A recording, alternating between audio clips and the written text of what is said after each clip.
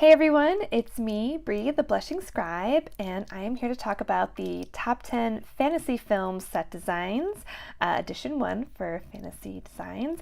I know that I am totally blending into my background right now, which I didn't really realize was going to be the case, but now that I see it, I think it's kind of funny. So I'm just going to be kind of a floating head neck situation, which I think is funny. So gonna roll with it. But anyway, yay, let's dive right in. So number 1, Hobbit, An Unexpected Journey. I know I've talked about Hobbit before, but I love it and I think it's so great in so many ways.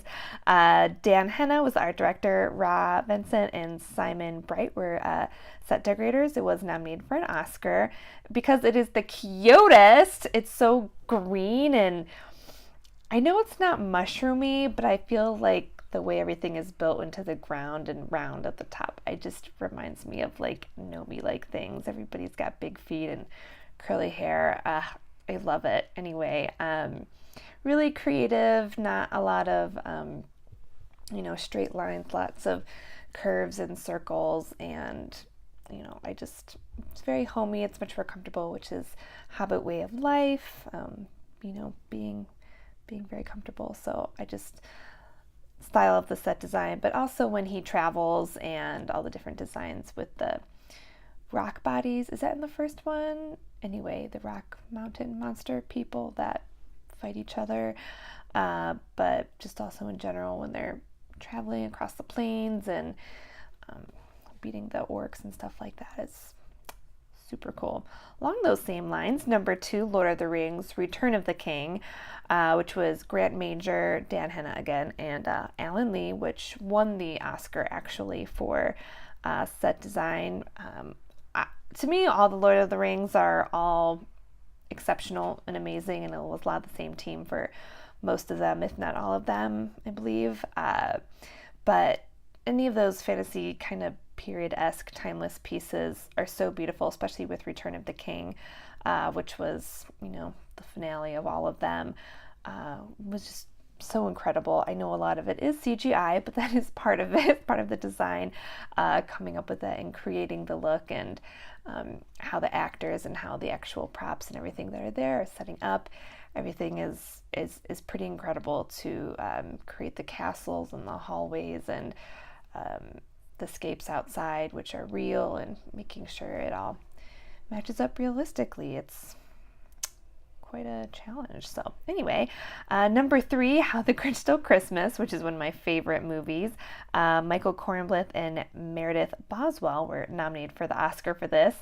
This is like, it's so cute, kind of like The Hobbit, where everything is kind of like curved and big and enlarged, except Hobbit stuff isn't big and enlarged, but everything's just much more curvy. It's not so extremely linear and structured. Everything is just very goofy and kind of loony. Everybody's got their cute little noses, and everything is either very, very small or very, very big, and they had to be very creative and managing the tiny little cars that people are going in, and then regular sized, or regular to us sized people, not regular to them. Oh my god.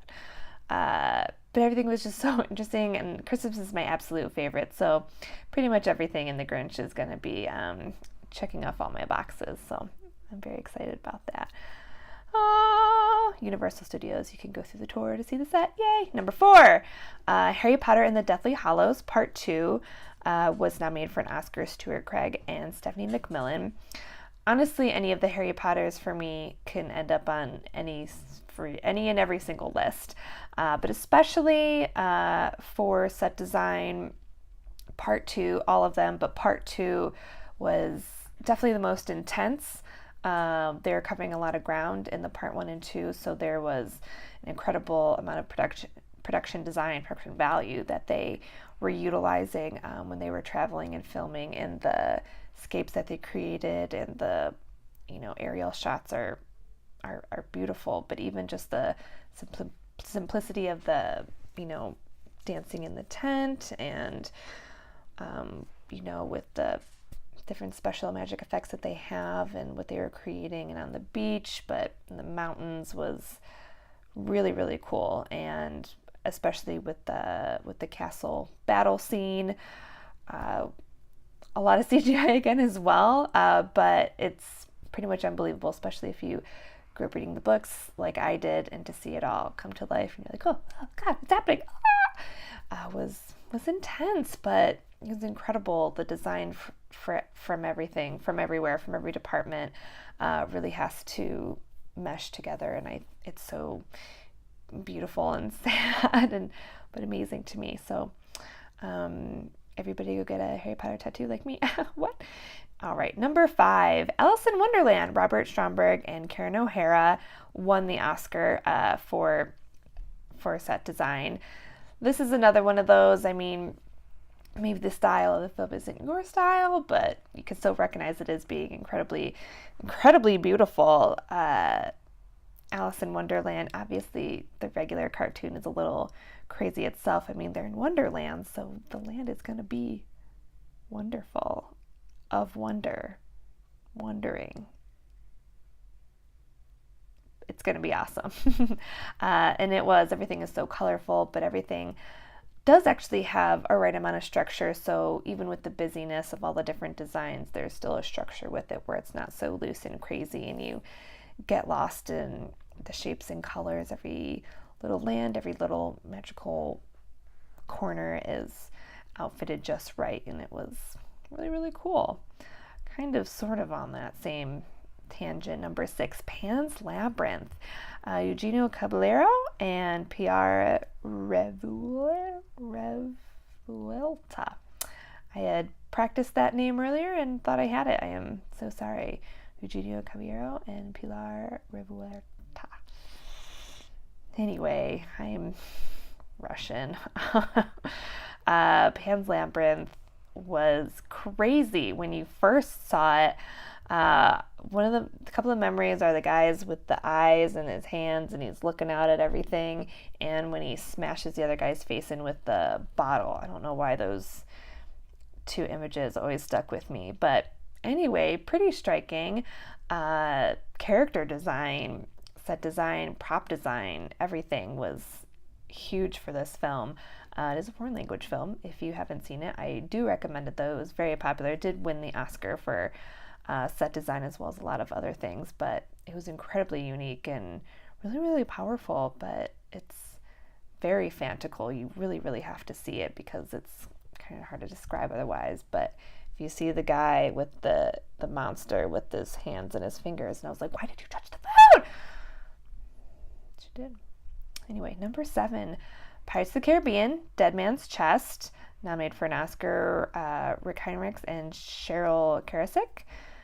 I love all the pirates, and I think that they all have pretty great set designs. They're all relatively unique in various ways, but the Dead Man's Chest, I just think the different sets that they were on had a lot of different value, a lot of different beachy styles that were tropical and refreshing and beautiful, and I love beach and pirate movies, so actually I'm sold on any of them, but Pirates of the Caribbean really did a good job with getting everything right, keeping up with the ride tradition, so it was all good. Number 8, Avatar, won the Oscar. Rick Carter, Robert Stromberg, and Kim Sinclair, which a lot of people, I know, like a lot of these other things, there's a lot of CGI with characters and the production and set design, but that's such a huge part of it, is designing the sets and seeing everything, even if it's on computer or you have to set it up digitally. It takes an incredible amount of creativity and incredible amount of engineering, and creating different programs that can even create it is so huge. And Avatar, which was so beautiful, and if you go to Disney World and other Disney parks and you see all that, they don't have it at Disneyland, but it's very cool. The other places, definitely check it out. Avatar was pretty groundbreaking in a lot of ways. Number 9, Beauty and the Beast, Sarah Greenwood and Kitty Spencer, nominated for an Oscar. Beauty and the Beast, I know a lot of people felt a lot of different feelings for the newest Beauty and the Beast with our girl Emma Watson, but I really enjoyed it. But I felt like I was going to enjoy it no matter what.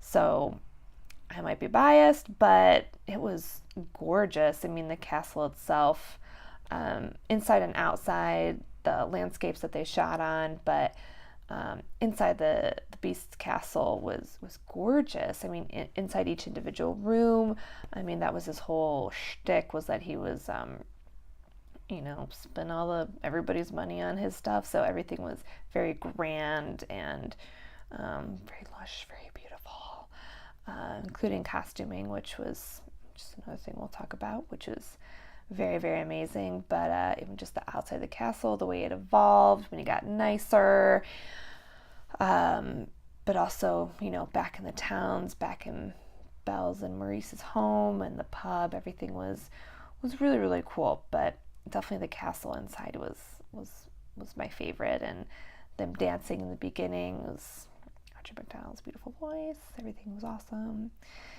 This brings us to number 10, Cinderella, the newest one, Francesca Lo Schiavo and Dante Ferretti.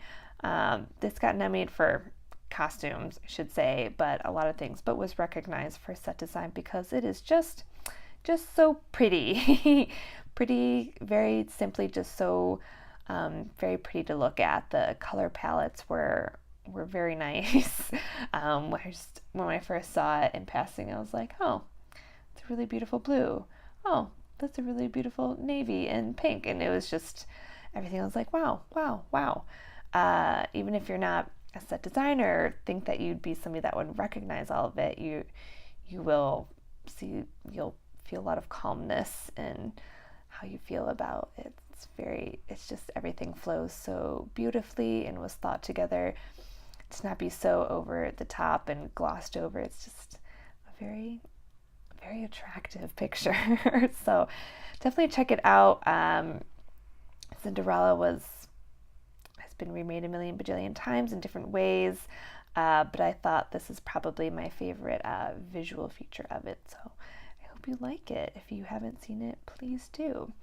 Anyway, so those are my top 10 fantasy set designs for edition number 1 for fantasy designs. So thank you so much again for checking me out. Please come back every Monday where we'll have new videos and we'll talk about new things, and let me know what you're thinking about. I'm happy to hear it. I want to hear favorite stories and everything that's on your mind. So have a good one, and we'll talk to you later. Thank you.